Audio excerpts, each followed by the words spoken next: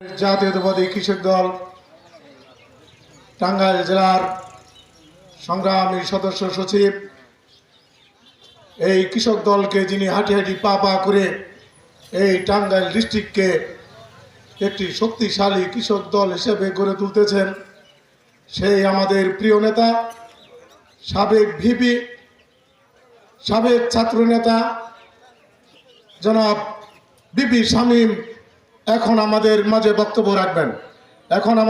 বক্তব্য রাখবেন। কৃষক দলের সদস্য সচিব এবং সাবেক ভিপি শামীমুর রহমান শামীম। বিসমিল্লাহির রহমানির রহিম। ক্যাপসারা ইউনিয়ন কৃষক দল কর্তৃক আয়োজিত আজকের এই কৃষক সমাবেশের সম্মানিত সভাপতি উপস্থিত আছেন আমার ভুয়াপুর উপজেলা কৃষক দলের আহ্বায়ক নুরু ভাই, সদস্য সচিব রফিক ভাই, বিএনপির বিভিন্ন পর্যায়ের নেতৃবৃন্দ, বিভিন্ন অঙ্গ সংগঠনের নেতৃবৃন্দ, আমার সামনে মুরব্বিয়ান, সকলকে টাঙ্গাইল জেলা কৃষক দলের পক্ষ থেকে সংগ্রামী অভিনন্দন এবং শুভেচ্ছা জানিয়ে কিছু কথা বলছি। আজকে কৃষক সমাবেশ, আমি প্রথম দিকে বক্তব্য রাখছি যে আজকে কৃষক সমাবেশের যে মূল ভাষা, কৃষক সমাবেশের যে মূল বিষয়, সেটি তুলে ধরার জন্যই আমার আজকে প্রথম দিকে বক্তব্য। আজকে এটা রাজনৈতিক মঞ্চ নয়, এখানে আমরা কৃষকদের স্বার্থে, কৃষকদের সুখ দুঃখের বিষয়ে আলোচনা করার মঞ্চ এটি। প্রিয় কৃষক ভাইরা, আপনারা জানেন বাংলাদেশে যতগুলো পেশা আছে তার মধ্যে সর্বোচ্চ সম্মানী, সর্বোচ্চ ভালো কাজ এবং সর্বোচ্চ সংখ্যাগরিষ্ঠ, দেশের প্রায় 70% লোক যে সেক্টরের সাথে জড়িত, যে কাজের সাথে জড়িত, সেটা কিন্তু আমাদের কৃষিকাজ। কিন্তু ভাইরা, দুঃখের সাথে বলতে হয় আমার এই 70% লোক কিন্তু ভালো নেই। আজকে অনেক দুঃখ লাগে, আমরা আজকে এইখানে যে বক্তব্য রাখছি এটা আমার টাঙ্গাইল জেলার 56তম ইউনিয়নের কৃষক সমাবেশ। ইতিপূর্বে আমরা 55টি ইউনিয়নে আমরা কৃষকদের নিয়ে সমাবেশ করেছি, তাদের সুখ দুঃখের কথা বলেছি। আমরা মাঠে ঘাটে গিয়েছি, সেখানে দেখেছি আমার কৃষক ভাইয়েরা কি পরিমাণ কষ্টে আছে। আজকে ফুলকপি, পাতাকপি আমরা দেখেছি 5 টাকা করে বিক্রি করছে, অথচ এটার উৎপাদন খরচ, এটা তোলার জন্য যে মজুরি এবং এটা ওই ক্ষেত থেকে হাটে নেওয়ার যে আমার ক্যারিং কস্ট বা পরিবহন খরচ, এটা কিন্তু কৃষকের বুক ফুটে কান্না আসে। কিন্তু সে এটা ফেলেও দিতে পারছে না, যেহেতু অনেক কষ্টের বিনিময়ে, অনেক ভালোবাসার বিনিময়ে ফসলটা সে উৎপাদন করেছে, কিন্তু সে দাম পাচ্ছে না, প্রকৃত ন্যায্য মূল্য পাচ্ছে না। এই যে কৃষকদের অবস্থা, আজকে আমরা যখন বাজার থেকে ধান চাল ক্রয় করতে যাই, যে মূল্য লাগে এই ধান চাল ক্রয় করতে, অথচ কৃষকরা যখন ফসলটা উৎপাদন করে বিক্রি করে তখন যে মূল্যটা থাকে তার কিন্তু এই মূল্যতে পোষায় না। সকল পণ্য উৎপাদন করে যখন কৃষকরা বিক্রি করে তখন কিন্তু প্রকৃত বোঝা যায় যে কৃষকদের সমস্যাগুলো কোথায়। এটি সে বুক ফুটে কেউর কাছে বলতেও পারে না, তার কষ্টটা তিনি শুধু চাপা দিয়ে রাখেন। এটা আমরা কিন্তু আজকে কৃষক সমাজ থেকে বেড়ে না উঠলেও আমরা কৃষকদের নিয়ে আলোচনা করতে করতে, কৃষকদের নিয়ে সমাবেশ করতে, তাদের সাথে আলোচনা করতে গিয়ে এবং আমরা হাটে মাঠে ছুটে বেড়াতে গিয়ে আমরা কিন্তু কৃষকদের অনেকগুলো ব্যথা বোঝার চেষ্টা করেছি। প্রিয় ভাইয়ের আমার, যে ব্যথাটা বুঝেছিলেন শহীদ রাষ্ট্রপতি জিয়াউর রহমান যখন মাত্র 3.5 বছর রাষ্ট্রীয় ক্ষমতায় ছিলেন, তখন কিন্তু তিনি সর্বপ্রথম আমার এই কৃষকদের জন্যই কাজ করেছিলেন। আমরা দেখেছি উনি কিভাবে কৃষকদের পানির সমস্যা মেটানোর জন্য খাল খনন কর্মসূচি হাতে নিয়েছিলেন, কিভাবে কোদাল পাইছা সাথে নিয়ে নিজে কোদাল দিয়ে মাটি কেটে এই কৃষকদের উৎসাহিত করেছেন, তাদের সাথে থেকেছেন। আমাদের আনাচে কানাচে রাস্তাঘাটের আশেপাশে সকল জায়গায় ফলমূল এবং সবজি উৎপাদন করে বাংলাদেশে কিন্তু একটি কৃষি বিপ্লব এনে দিয়েছিলেন, যেটার সুফল কিন্তু আমাদের এই কৃষক সমাজ পেয়েছিল।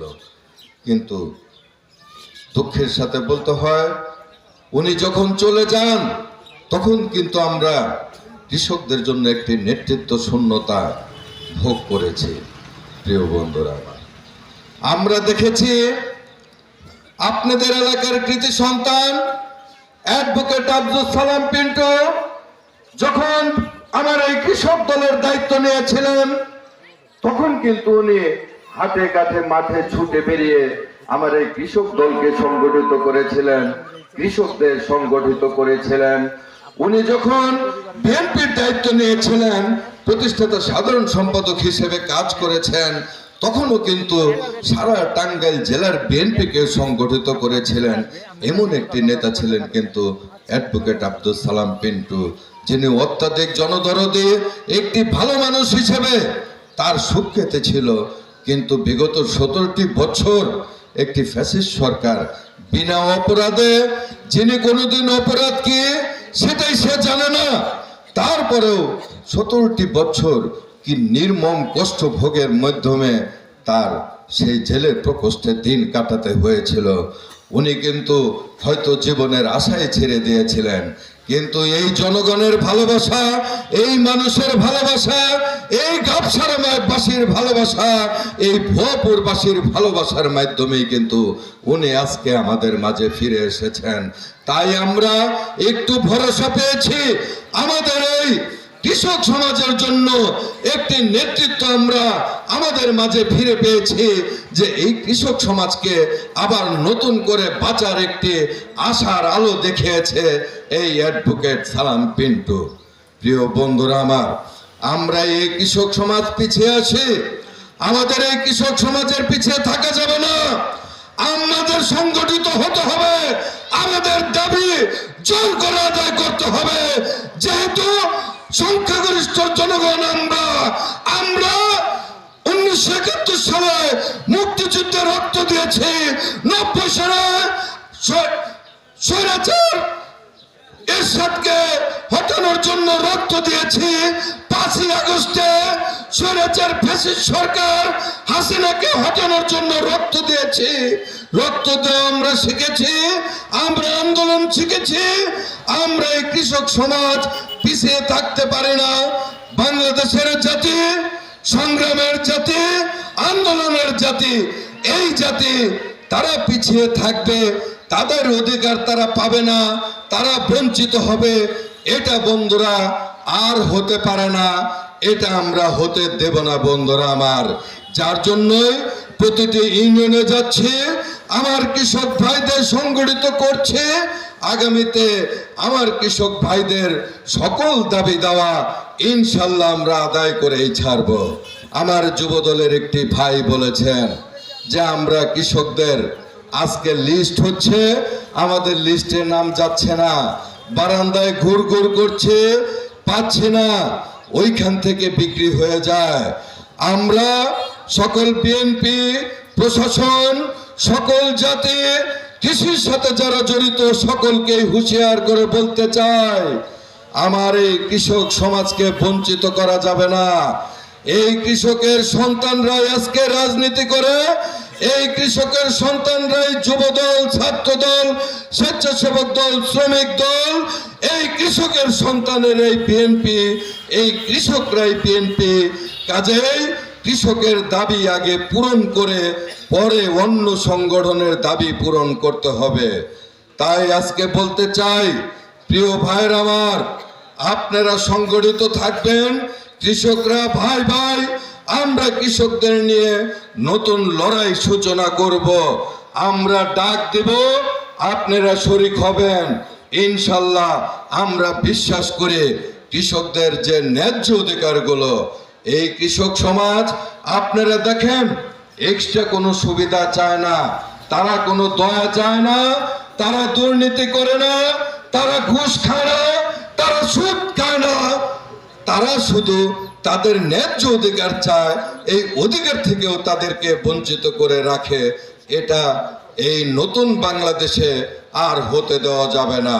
এই নতুন বাংলাদেশকে পুনর্গঠন করার জন্য, একটি স্বপ্নের বাংলাদেশ গঠন করার জন্য এবং এই বাংলাদেশের কৃষকদের মুখে হাসি ফোটানোর জন্য, তাদের অর্থনৈতিকভাবে স্বাবলম্বী করে দেওয়ার জন্য দেশ নায়ক তারেক রহমান একটি 31 দফা ঘোষণা করেছেন।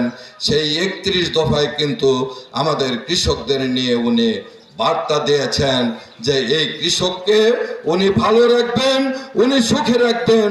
এর জন্য তারেক রহমানের স্বপ্ন আমাদেরকে পূরণ করতে হবে। বন্ধুরা আমার, আমরা যেভাবে জিয়াউর রহমানকে দেখেছি কৃষক সমাজকে নিয়ে ভাবার জন্য, ঠিক তার যোগ্য উত্তরসূরি আমাদের তারুণ্যের অহংকার জনাব তারেক রহমানও ঠিক একইভাবে কৃষকদের নিয়ে ভাবছেন। আমাদের নিয়ে ঢাকায় সেমিনার করেছেন, আমাদের বলেছেন এই 70% জনগণ যারা কৃষির সাথে জড়িত, এদেরকে আগে আমার অর্থনৈতিকভাবে শক্তিশালী করতে হবে, তাহলে বাংলাদেশ অর্থনৈতিকভাবে শক্তিশালী হবে। প্রিয় বন্ধুরা, অনেক বক্তব্যই বলেছি, আর একটু বলতে চাই। আমরা আজকে বাংলাদেশকে একটি নতুন বাংলাদেশ গড়তে হলে সবার আগে কিন্তু একটি সুন্দর সুষম একটি অর্থনৈতিকভাবে গড়ে উঠতে হবে।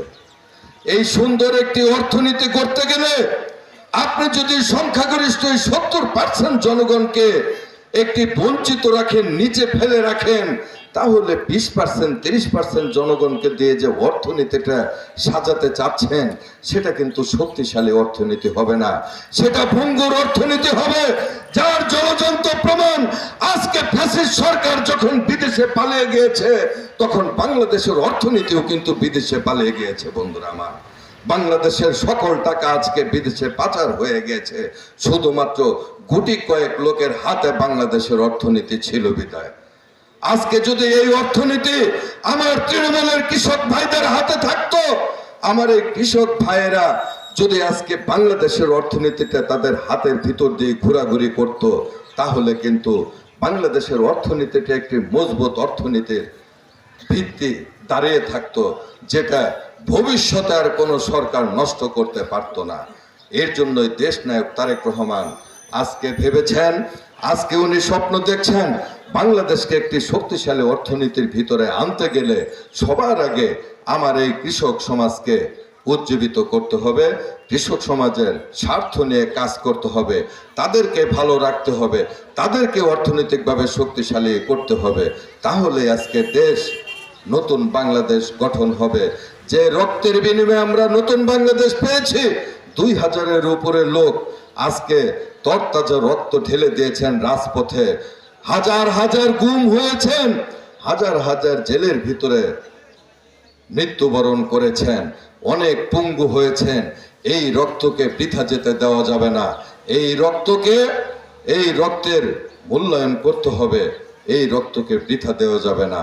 তাই আপনাদের গাবসারার সকল ইউনিয়নের জনগণকে বলতে চাই, আজকে আপনারা দয়া করে বিএনপির পতাকা তলে আসুন, তারেক রহমানকে বিশ্বাস করুন। ইনশাল্লাহ তারেক রহমান আগামীতে একটি নতুন বাংলাদেশ আপনাদের উপহার দেবে, যে বাংলাদেশ সন্ত্রাস মুক্ত, দখল মুক্ত, চাঁদাবাজ মুক্ত একটি কৃষকদের জন্যই বাংলাদেশ হবে। তাই তারেক রহমানের পতাকা তলে আসুন। যে জাতীয় সংসদ নির্বাচন হবে, সেই নির্বাচনে ধানের শীষ প্রতীককে আপনারা বিপুল ভোটে বিজয় করবেন। ইনশাল্লাহ আমরা কথা দিচ্ছি, আপনাদের আশা, আপনাদের আকাঙ্ক্ষা বিএনপি তারেক রহমানের নেতৃত্বে এই বিএনপি আপনাদের ইনশাল্লাহ আশা আকাঙ্ক্ষা পূরণ করবে। যেহেতু বিএনপি একটি জনগণের দল, বিএনপি ভোট চুরি শিখেনি, বিএনপি জোর করে ক্ষমতা শেখেনি। এই জনগণের বিএনপি শক্তি, এই জনগণের জন্য বিগত 17টি বছর বিএনপি আন্দোলন করেছে শুধু ভোটের অধিকার ফিরিয়ে দেওয়ার জন্য। সেই ভোটের অধিকার ইনশাল্লাহ আগামীতে বাংলাদেশে ফিরিয়ে দেওয়া হবে। আপনারা সেই ভোটে আমাদের বিএনপিকে ধানের শীষ প্রতীককে বিপুল ভোটে জয়ী করবেন। এই আহ্বান রেখে আমি আমার বক্তব্য শেষ করছি এবং বক্তব্যের পরে আপনাদের সাথে একটু আমরা খোলামেলা আলোচনা করব আমার এই কৃষক ভাইদের জন্য বিএনপির পক্ষ থেকে কি করণীয় আছে, আমরা কি করলে আমাদের এই কৃষক ভাইরা ভালো থাকবে, এবং যদি আপনাদের আঞ্চলিক কোনো সমস্যা থাকে একটা আলোচনা, জাতীয় পর্যায়ে রাষ্ট্রীয়ভাবে আপনাদের জন্য বিএনপি কি করতে পারে, আরেকটি আলোচনা আমরা আঞ্চলিকগতভাবে কি বাধার সম্মুখীন হচ্ছি, আমাদের কি নৈতিক সুবিধাগুলো আমরা পাচ্ছি না, আপনাদের সাথে খোলামেলা আলোচনা করব। তার আগে আপনাদের একটু ধারণা দিতে চাই, আগামীতে যদি আপনাদের সমর্থনে, আপনাদের ভোটের মাধ্যমে বিএনপি রাষ্ট্রীয় ক্ষমতায় যায়, আল্লাহ যদি আমাদের রাষ্ট্রীয় ক্ষমতা চালানোর সুযোগ করে দেয়, তাহলে আমরা বিএনপি থেকে কৃষকদের জন্য কিছু নীতিমালা গ্রহণ করেছি। দেশনায়ক তারেক রহমানের মাধ্যমে বিএনপি আপনাদের আগামী রাষ্ট্র গঠন করলে কৃষকদের জন্য কি কি কর্মসূচি হাতে নেওয়া হয়েছে আমরা সেটার একটু ধারণা দিচ্ছি। কৃষকদের জন্য প্রথমত আমরা কর্মসূচি নিয়েছি, কৃষকদের উৎপাদিত ফসল আমরা ন্যায্য মানে সরকারিভাবে ক্রয় করার জন্য ইউনিয়ন পর্যায়ে সরাসরি ক্রয় কেন্দ্র স্থাপন করা হবে।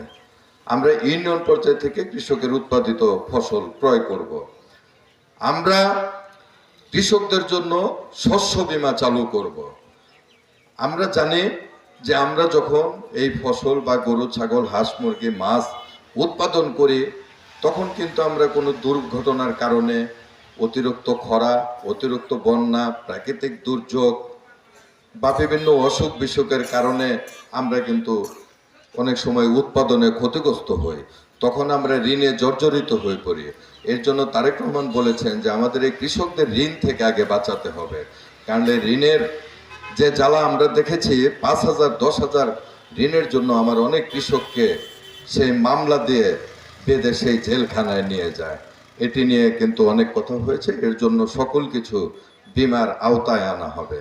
আমরা পানির সমস্যা নিরসনের জন্য জিয়াউর রহমানের যে খাল খনন কর্মসূচি ছিল সেটা আবার পুনঃপ্রবর্তন করা হবে, এবং এই পানিটার অপচয় রোধের জন্য বাড়ির পাইপলাইন পদ্ধতি চালু করা হবে।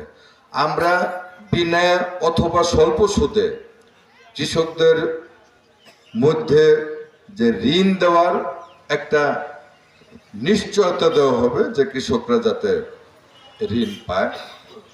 আমরা কৃষকদের জন্য কৃষি শিক্ষা চালু করা হবে। আমরা কৃষকদের সবচেয়ে বড় সমস্যা হলো বীজ সমস্যা।